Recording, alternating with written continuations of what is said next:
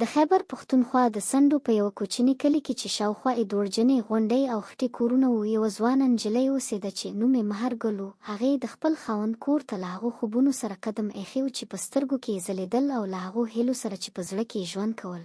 لکه هره پښتنه ناوې چې د پلار لانګړه په چوپه خوله اوښکې او په زوره دعوې کوي. زموږ چینل سبسکرایب کړئ. د هغې خاوند جنید خان د یوې درنې او مازې کورنۍ غړی و. د هغه مور شاهین بیبي په کلي کې د خپلې سختې طبیعت او تیزې ژبې له امله مشهوره وه.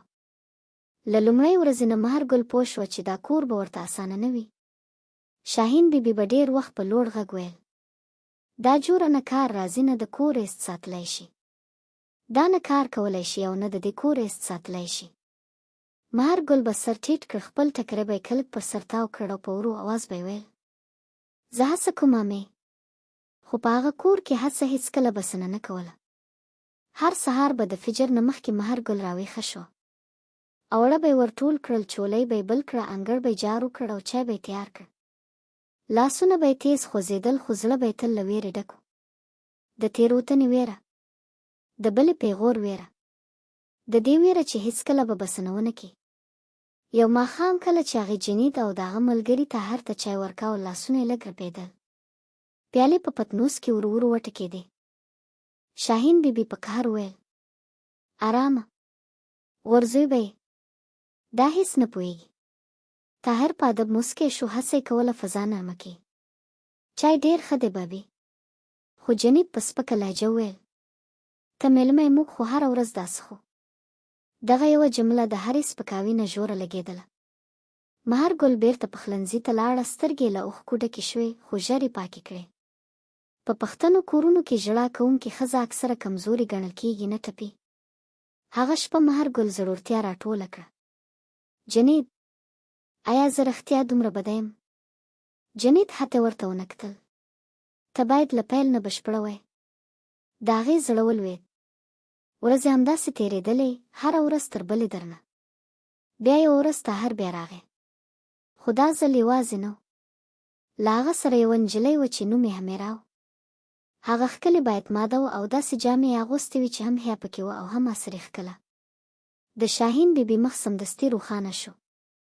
دا خو ماشاءالله ډېره ښه ده. مهرګل د پخلنځي له دروازې چوپه ولاړه وه. دننه یې څه ولړزېدل، نه حسد بلکې ویره. یوه ژوره نه تشریح کېدونکې ویره.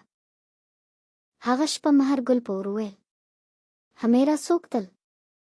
جنید په یخ اواز ځواب ورکړ: هغه زما ملګرې ده او له تا نه ډېره ښه ده، زر چنده ښه.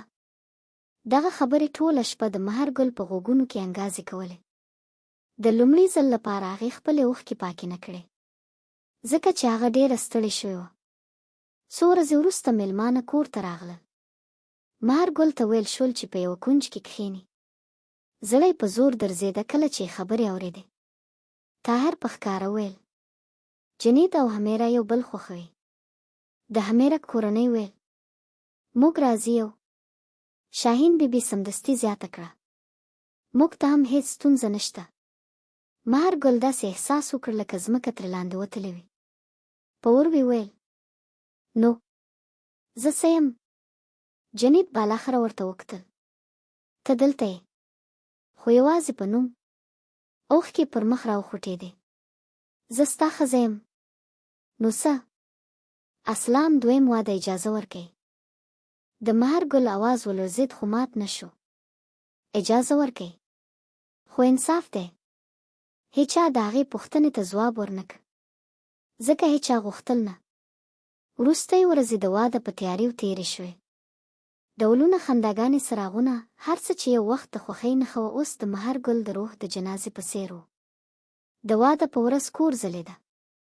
ښځو ټپې ویلې سړي راټول شوي وو او جنید بیا د زوم په جامو کې ولاړ و. او مهرګل، هغه په یوه کونج کې ولاړه وه. نه اوښکې، نه غږ، یوازې تشوالی. کله چې ناوې راغله په سره لباس کې، شاهین بیبي ویل: مهره هرکلی وکړه. مهرګل مخکې لاړه، پتنوس یې ونیو. لاسونه یې اوس ارام و. هغې رسم ترسره کړ او په ورو یې ویل: خوشحاله اوسئ. په همدې شېبه کې د هغې دننه څه پرېښودل شول. نه ایستې، بلکې درد دی. هغه شپه جنید هغې ته راغی. که غواړې دلته پاتې کېدی شي. مهرګل په ارامۍ ورته وکتل. دا کور هېڅکله زما نه و. هغې یو کوچنی بکس پورته کړ. چیرې ځې؟ هغه وپوښتل. هغې ځای ته چې خپل ارزښت وپېژنم. ایا ما پرېږدې؟ هغې د دروازې سره ودرېده. نه، زه خپل ځان بیرته اخلم. او روانه شوه. څو میاشتې تېرې شوې. په پېښور ښار کې په یوه کوچني دفتر کې یو بااعتماده ښځه له مراجعینو سره په ارامۍ خبرې کولې. هغه ښځه مهرګل وه. نور ماته نه وه.